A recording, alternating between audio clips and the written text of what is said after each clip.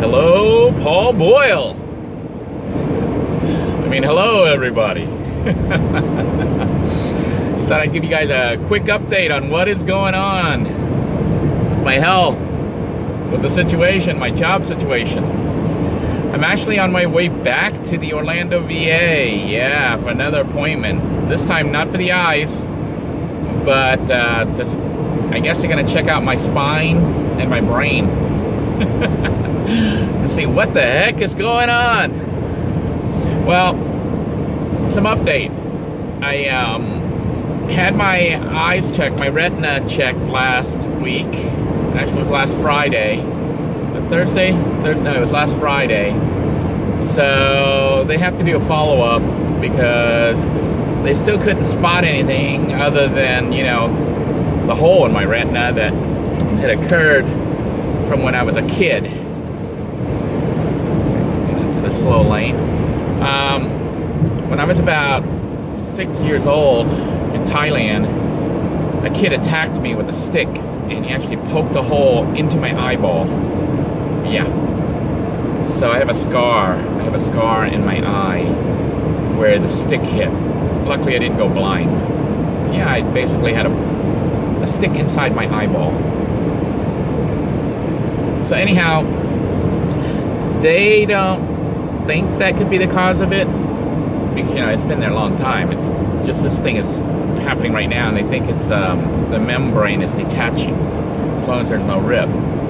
So one of the doctors, specialists who looked at me, he said that he thinks that you know, it's going to detach, keep detaching the membrane until it completely detaches, and then this whole thing with the flashing will stop. But they're going to run some more tests, so I have to schedule a follow-up appointment to try to come in and see what's going on, which means another doctor's visit for the retina specialist.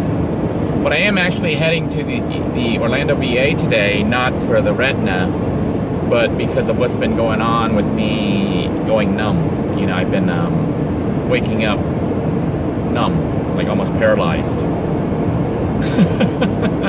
I'm just falling apart left and right here.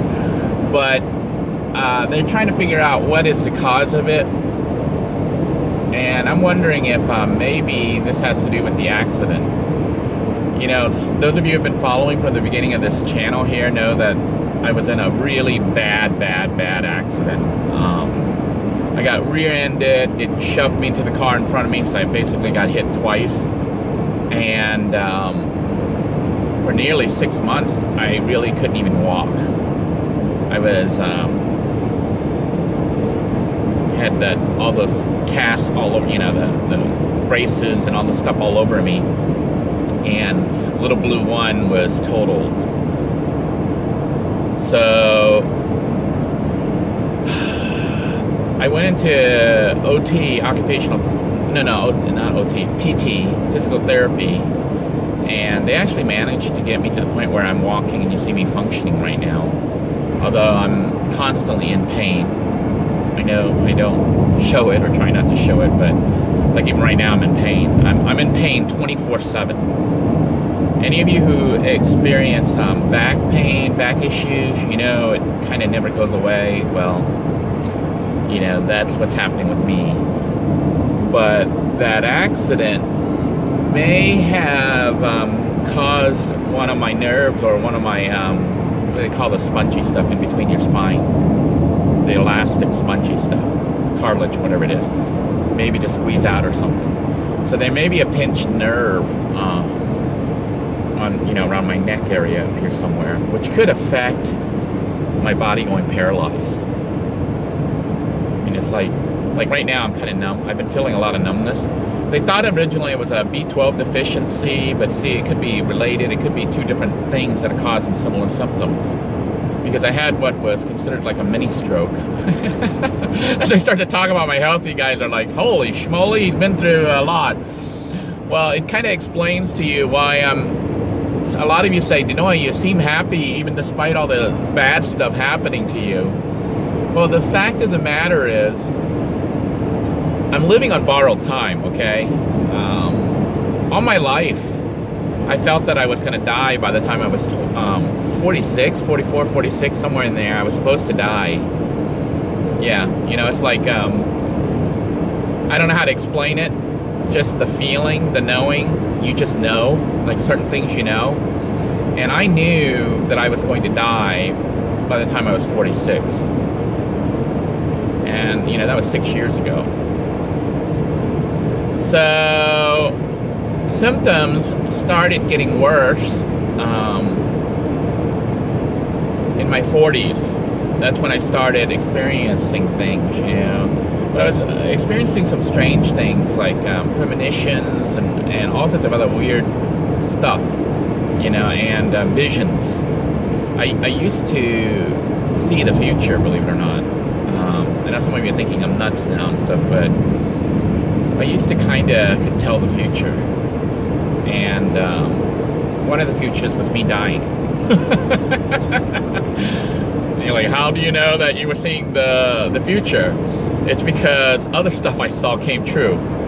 And you know, when you're able to see things, it's kind of like a gift or a curse, but for me it was like a gift, although a lot of times I couldn't really tell that it was going to happen until right before it happens. Like, you know, a lot of you say, well, it's like deja vu almost.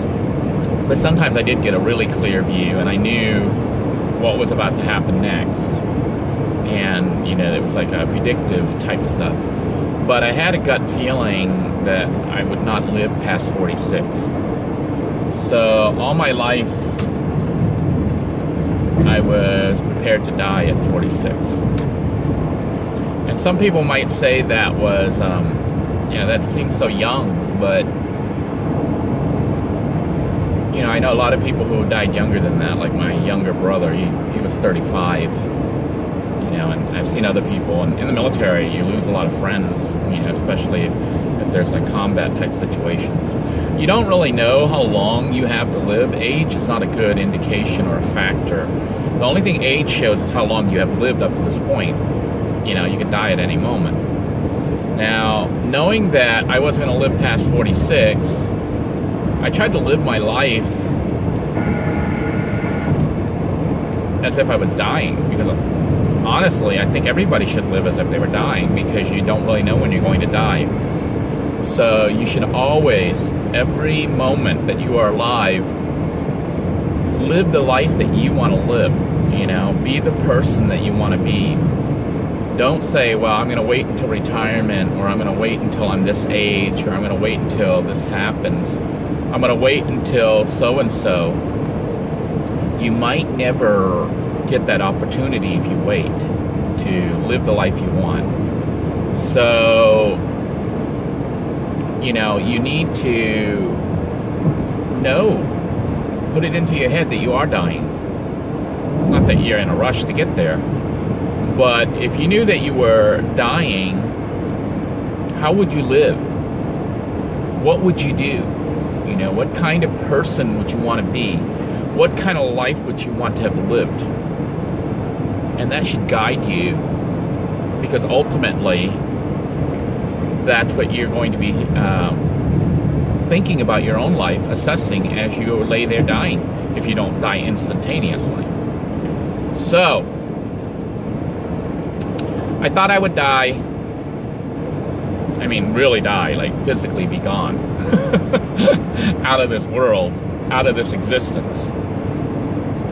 But it didn't happen that way. You know, I ended up going through the nasty divorce and everything when I was 44, and it kind of ended at 46. By the time I was 46, it was all said and done, and my life was changed. I'm no longer the person that I was before the divorce.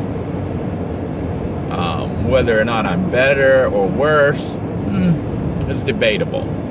I will say that parts of me are still that person, but a lot of me is not. I no longer see things the same way. I am looking here to see Nicosia is coming up. I need to get ready to go to Nicosia Road. But anyhow,